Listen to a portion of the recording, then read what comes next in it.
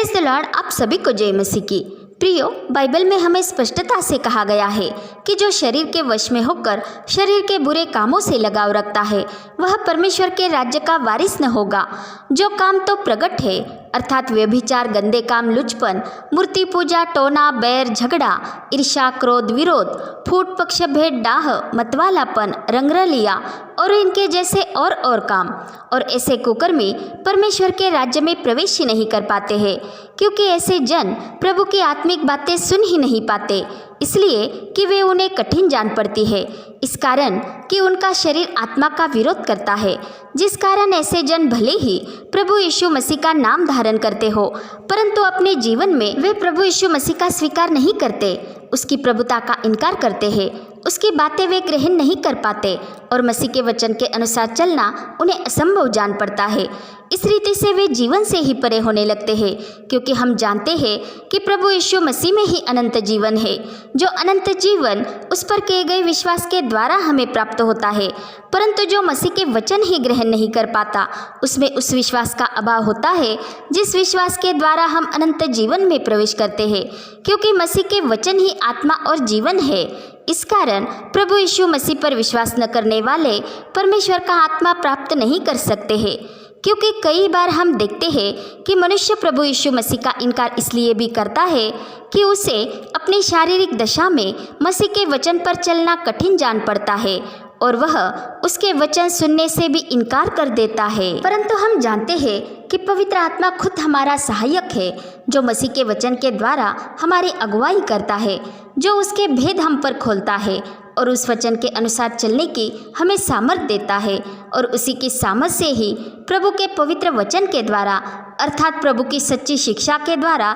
हम विश्वास में बढ़ते जाते हैं, उसमें दृढ़ होते जाते हैं और अपने विश्वास की रखवाली करते हैं और हम प्रभु के किसी वचन से ठोकर नहीं खाते और न ही उसे ग्रहण करने के लिए कुड़कुड़ाते हैं, क्योंकि जब हम प्रभु यीशु मसीह में हैं तो हमारे लिए कोई बात असंभव नहीं है और उसका कोई वचन हमारे लिए कठिन नहीं है। जब हमारा मन अपने प्रभु की ओर ही लगा रहे और हम उसके प्रेम में बने रहे और पवित्र आत्मा की प्रेरणा से चलते रहे तो, क्योंकि जब हम पवित्र आत्मा की अगुवाई में मसीह के वचन सुनते और ग्रहण करते हैं तो ही हम प्रभु यीशु मसीह के प्रेम की पहचान में बढ़ते जाते हैं। इसलिए प्रभु यीशु ने कहा कि जब तक किसी को पिता की ओर से यह दान न दिया जाए तब तक वह मेरे पास नहीं आ सकता, और यह दान पवित्र आत्मा का दान है, जो पवित्र आत्मा पुत्र का आत्मा है, जिसकी प्रतिज्ञा पिता ने की है और पुत्र ने भी अर्थात प्रभु यीशु मसीह ने भी अपने चेलों से कहा था कि मैं तुम्हें अनाथ न छोड़ूंगा,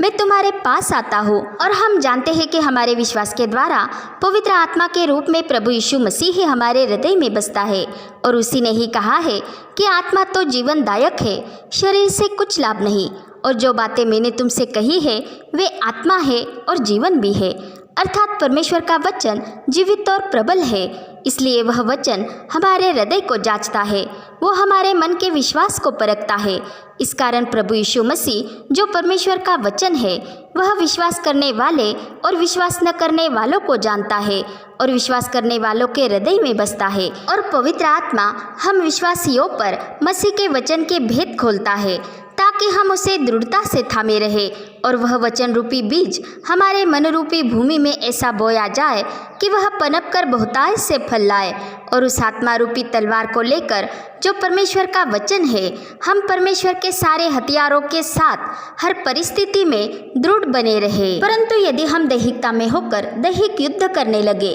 तो हम प्रभु की आत्मिकता से बाहर होकर शारीरिक दशा में हो जाते हैं, जिससे हम न ही आत्मिक जीवन में स्थिर रह सकते हैं और न ही परमेश्वर को प्रसन्न कर सकते हैं, तथा इससे हम में भाईचारे का प्रेम भी नष्ट होता जाएगा और हम उनके प्रति भी अन्यायी और हानिकारक ठहर सकते हैं। और वचन कहता है कि अन्यायी परमेश्वर के राज्य के वारिस न होंगे। धोखा न खाओ, न वेश्यागामी, न मूर्ति पूजक, न परस्त्रीगामी, न लुच्चे, न पुरुषगामी, न चोर, न लोभी, न पियक्कड़, न गाली देने वाले, न अंधेर करने वाले परमेश्वर के राज्य के वारिस होंगे। और हम जानते हैं कि हमने जो मसीह में परमेश्वर के आत्मा के द्वारा नया जन्म पाया है उनमें से कईयों का पुराना जीवन ऐसा ही रहा होगा परंतु जब हमने यीशु मसीह के सुसमाचार पर विश्वास किया और परमेश्वर के आत्मा के द्वारा हमने मसीह में नया जन्म पाया है, अर्थात प्रभु यीशु मसीह के नाम से परमेश्वर के आत्मा से हम धोए गए हैं और पवित्र हुए और धर्मी ठहरे हैं, तो अब हम फिर से उस गंदगी में क्यों लौटे और अनुग्रह के आत्मा का अपमान क्यों करें? इसलिए हमें शारीरिक दशा में होकर शरीर के बुरे काम करते हुए नहीं, परंतु पवित्र आत्मा की प्रेरणा से चलते हुए प्रभु की आत्मिकता में जीवन बिताना है और प्रभु में और उसके प्रभावी सामर्थ में बलवंत होते जाना है, ताकि हम दैहिक हथियारों से नहीं वरन परमेश्वर के सामर्थी हथियारों से शैतान की युक्तियों का अर्थात विरोधी के विरोध का सामना कर सके। यही हमारा आत्मिक युद्ध है, जिसके द्वारा हम सब कुछ पूरा करके प्रभु यीशु मसीह में स्थिर रहते हैं। और यदि हम दुर्बल भी हो जाए और अपने प्रभु की ओर ही दृष्टि लगाए रखें, तो उसका अनुग्रह हमें संभालता है और हम अपनी निर्बलताओं में भी